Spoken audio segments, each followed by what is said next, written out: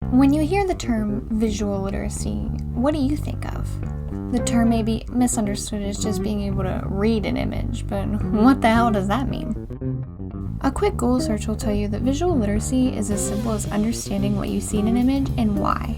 However, after reading some work by W.T.J. Mitchell, James Elkins, and Lori Grease, it's become evident that the term visual literacy is pretty hard to easily define. So, let's define it. To me, visual literacy is a fluid action because what's considered to be relevant in culture is constantly changing. This means that our perception is also constantly changing, and the way we look at things one day may change the next. My definition would sound something like this. Visual literacy is the ever-changing process of understanding images and pictures through analyzing them historically, culturally, and rhetorically. Elkins says in the introduction of his book, The Concept of Visual Literacy and Its Limitations, that rhetoric of images has become far more pervasive, so that it is now a commonplace in the media to hear that we live in a visual culture and to get our information through images.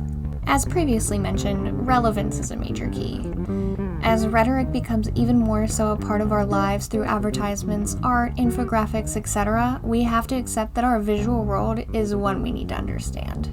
This rhetoric feeds off the concept that we can all relate to it. Due to our, what a communication standpoint would call, field of experience, we see all media differently and interpret them all uniquely.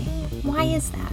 Mitchell explains in his piece, Visual Literacy, or Literary Visualacy, that when we look at a picture, it's just the material option of the image that stays with us.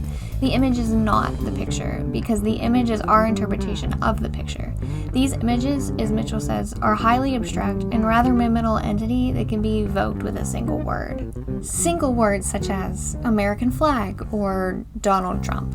It's not only our culture, but our history that shapes the way we look at a picture, see the image, and read what it's saying to us. Which doesn't sound easy when considering all these things, because this means that we all read different things when we see something.